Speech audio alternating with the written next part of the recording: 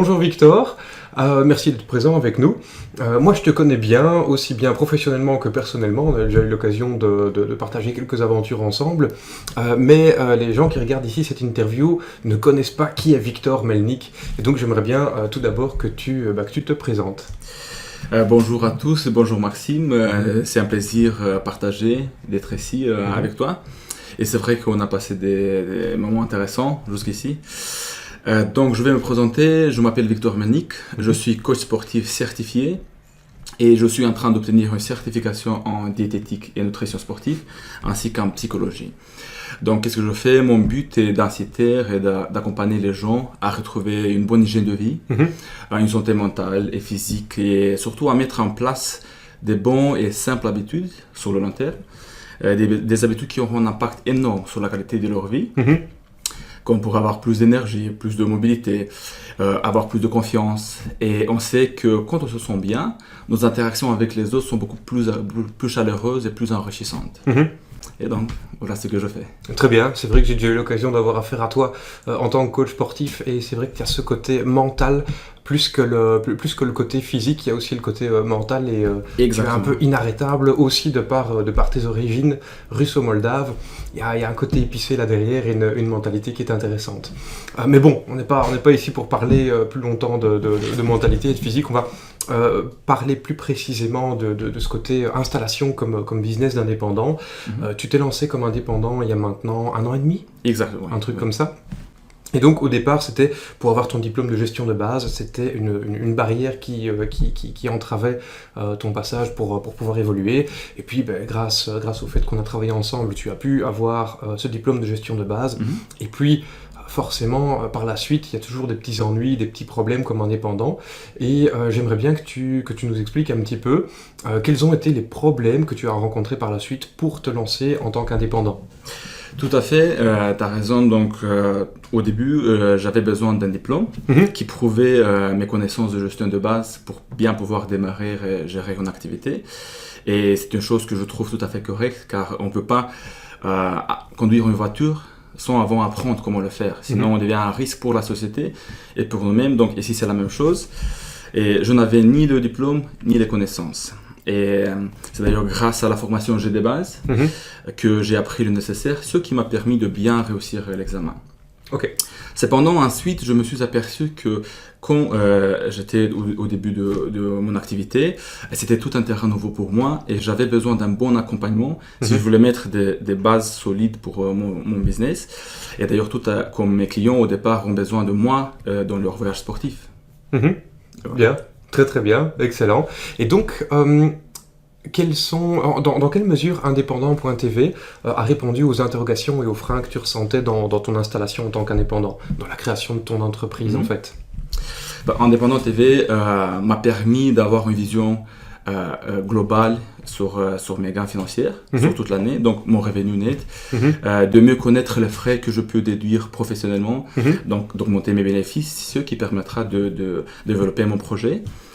Et aussi, une autre chose qu'Indépendant TV m'a permis de savoir, c'est d'améliorer mon positionnement professionnel, et qui a fait en sorte que je puisse avoir plus de clients et enlever le souci des entrées financières qui, d'ailleurs, c'est une peur un peu ressentie par beaucoup d'indépendants débutants.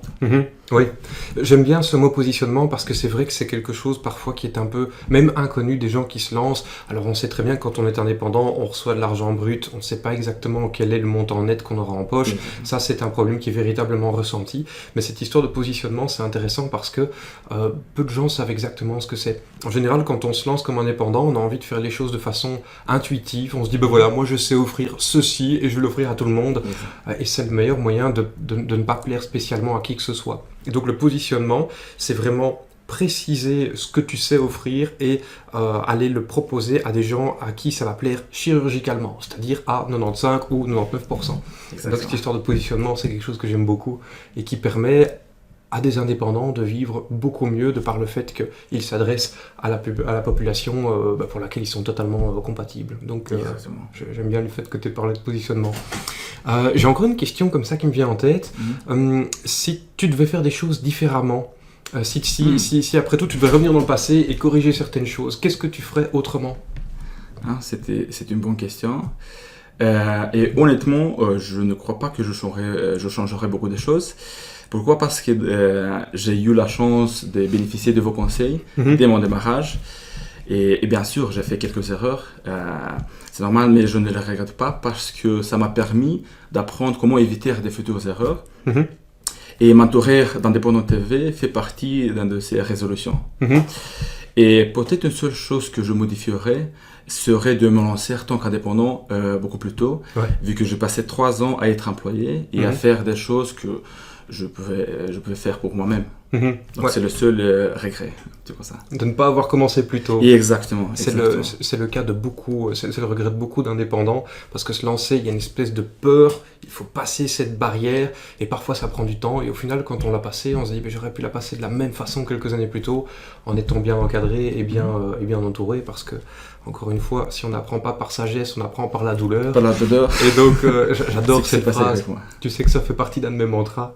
Donc je vois que ça fait partie de la mantra de beaucoup d'indépendants qui se sont lancés et après disent pourquoi j'ai pas fait ça. Après passer par des ennuis, en effet.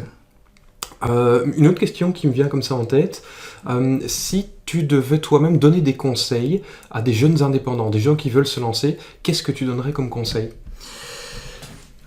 Je crois que la première chose, c'est d'agir, d'être toujours en mouvement, en action, parce que sur moi, j'ai remarqué qu'une fois un rythme installé, tout devient beaucoup plus fluide. Ensuite, je trouve qu'il est important au début, comme on est dans une activité qu'on n'est pas beaucoup, de savoir ce qu'on ignore. Et d'accepter le fait qu'il faut demander de l'aide et accepter cette aide de la part de ceux qui connaissent mieux le terrain et le sujet. Je crois que ce sont très rares les cas où les gens réussissent complètement tout seuls. Donc, ayez toujours quelqu'un qui peut vous guider, qui peut vous conseiller pour vos premiers pas. Et personnellement, pour moi, ce qui fait le plus la différence, je crois, c'est d'être toujours concentré sur votre activité et ce que vous faites.